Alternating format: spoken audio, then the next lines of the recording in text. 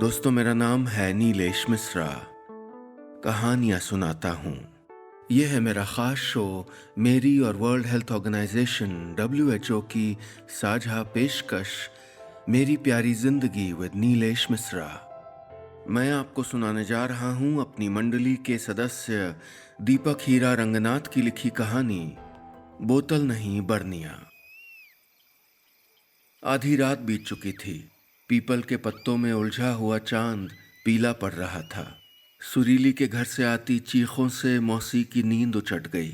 उन्होंने खिड़की का पर्दा सरकाकर नजर दौड़ाई।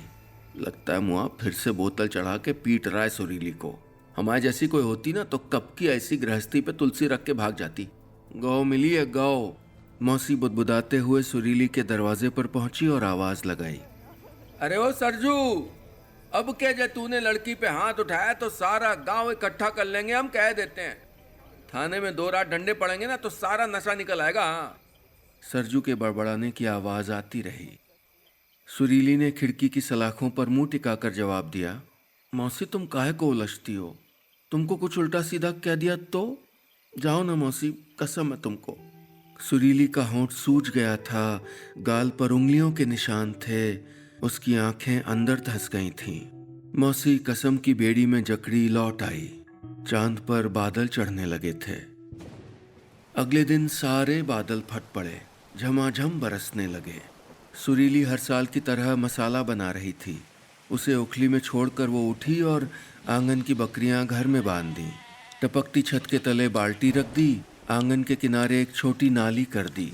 उसने खाली बोरी को पलटाकर माथे पर चढ़ा लिया और सरजू को ढूंढने निकल पड़ी।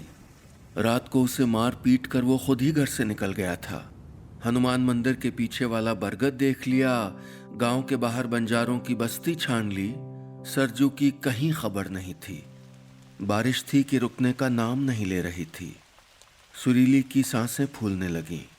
माथे की बोरी पूरी तरह भीग गई थी, ठंड हड्डी तक घुस गई थी। हल्का हल्का ताप माथे पर चढ़ने लगा था। घर लौटते हुए उसे खेत के बांध पर कोई लुढ़का हुआ नजर आया। वो हाँफते हाँफते पहुंची तो सरजू नशे में धुत पड़ा था। सुरीली ने छाती पर मुट्ठी मारी तो सरजू ने एकदम से उल्टी की और फिर निढाल होकर लुढ़क गया। वो जैसे तैसे उसको पकड़कर धकेलती हुई घर की ओर आने लगी। रास्ते में जितने घर पड़े, हर नजर सुरीली को चुभ रही थी। बारिश के शोर में भी उसको लोगों की दबी हुई हंसी साफ सुनाई दे रही थी। घर पहुंचकर उसने सरजू के कपड़े बदले, माथा पोंछा और उसे कंबल उड़ाकर सुला दिया। फेरों के 7 वचन वो रोज निभाती थी और सरजू उन्हें रोज तोड़ता था। सुरीली अपनी साड़ी निचोड़ ही रही थी कि दरवाजे पर दस्तक हुई। सामने मौसी खड़ी थी, हाथ में हल्दी वाला दूध था। पी ले बिटिया, ये बेमौसम की बारिश जुकाम देती है। सुरीली मौसी को देखती रही। मौसी न होती तो वो क्या करती, कहाँ जाती? उसने ग्लास हाथ में पकड़े रखा। दुख को थोड़ा सेंक लगा तो पिघलने लगा। सुरीली मौसी की गोद में सर छुपाए रोने लगी। सरजू तो शराब का चाकर बन गया है और तू भी कौन सी साबुत बची है। मौसी ने उसका सर उठाते हुए कहा। क्या कह रही हो मौसी, मैंने क्या किया है? रोटी खाई कल रात तूने? सुरीली ने नजरें झुका लीं। वो भूखा है तो मेरे हलक से उतरेगा नहीं वाला, बताओ। बावली, मरे के पीछे मरते हैं क्या? ऐसा ना कहो मौसी, बस प्रार्थना करो कि छोड़ने को मान जाए। किसी सेंटर में चल दे एक बार मेरे साथ, बस। सुरीली ने अपनी आंखों के कोर पोंछ लिए। अरे ये मुआ तो किसी के पैदा होने पे भी पीता है, किसी के मसान जाने पे भी पीता है। सूरज उगने से चांद डूबने तक पीता रहता है, पीता रहता है। छोड़ने की कोई बात ही नहीं करता, कोशिश नहीं करता। ये बात अच्छी नहीं है ना। मोल मजूरी करके तो दाना पानी तू ही लाती है ना। जितना सहेगी उतना झुकना पड़ेगा। जरा ढीठ बन। उसको संभालना तेरा धर्म है जो तू कर रही है, लेकिन खुद को संभालना भी तेरा ही धर्म है ना, वो कौन निभाएगा?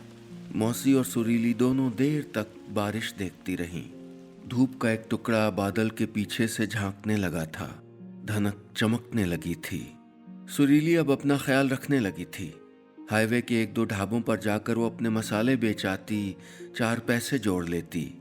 हफ्ते के बाजार में जाकर कभी मेथी, कभी पालक जैसी तरकारी ले आती, कभी पराठा बनाती, कभी साग।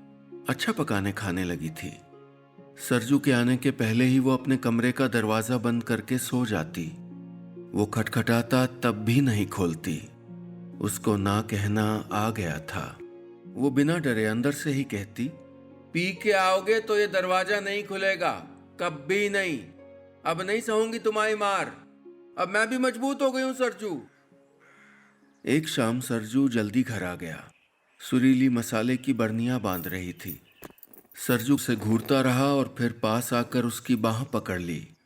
तेज आवाज में बोला, ढाबे पर जाने लगी तो? सुरीली ने एक झटके में ही अपना हाथ छुड़ा लिया।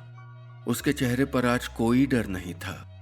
वो भी उसकी आंखों में आंखें डाल के बोली, हाँ जाती हूँ ढाबे, मसाले देने जाती हूँ, 4 पैसे कमाती हूँ अपने लिए। अच्छा, बड़ी सिठानी बन गई तू है? सरजू ने अपना हाथ उठाया मगर सुरीली ने उसको रोक लिया। तुम क्या सोचते हो, जैसे तुम शराब के गुलाम बन गए हो मैं तुम्हारी बन जाऊंगी? अब नहीं खाने वाली मैं मार, और नहीं रहना मुझको शराबी के साथ। सुरीली अंदर गई, एक बैग में अपना सामान भरा और घर से निकल पड़ी। सरजू भौचक्का होकर उसको देखता रहा। माथे पर हाथ धरे बैठ गया।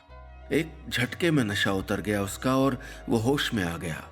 सुरीली उसको छोड़ के चली गई। उसके बिना जीने की तो वो सोच भी नहीं सकता था। सरजू जल्दी से घर से निकला और उसको ढूंढता हुआ बस स्टैंड पर पहुंचा। वहां सुरीली बड़े आराम से एक कोने में बैठी हुई थी। अब क्यों आए हो? सुरीली का गला भर्रा गया पर उसने चेहरा सख्त बनाए रखा। लेने आया हूं तुझे, सरजू ने नजरें झुकाते हुए कहा। अब से तू बस मसाले बनाना और मैं उनको ढाबे पे छोड़ आऊंगा। मुझे छोड़ के मत जा बस। सरजू ने दोनों कान पकड़ लिए। और मेरी सौतन का क्या? कहाँ है तुम्हारी बोतल? सुरीली ने चिंगूटी काटते हुए कहा।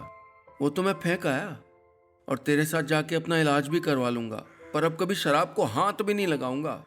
पक्का? सुरीली ने माथे पर बल डाल के पूछा। पक्का।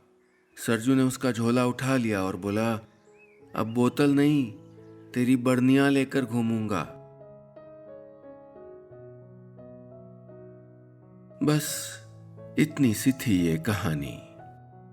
दोस्तों, ये थी मेरी मंडली के सदस्य दीपक हीरा रंगनाथ की लिखी कहानी बोतल नहीं बर्नियां। क्या आप भी कभी यूं शराब पीने के बाद शर्मिंदा हुए हैं, या आपने अपने आसपास किसी को ऐसे शर्मिंदा होते देखा है? शेयर करिए मेरे साथ नीचे कमेंट्स में। और हाँ, अगर आप चाहते हैं कि आप या आपके जानने वाले शराब छोड़ नहीं पा रहे और उनको कोई मदद चाहिए तो ईमेल करिए poisonswelove@gmail.com पर, यानी poisonswelove@gmail.com पर, या देखाइए वेबसाइट poisonswelove.org। अभी मैं चलता हूँ, जल्द मिलूंगा फिर लेकर एक नई कहानी अपने इस खास शो में जिसका नाम है मेरी प्यारी जिंदगी विद Nilesh Mishra, world health organisation और मेरी एक साझा पेशकश।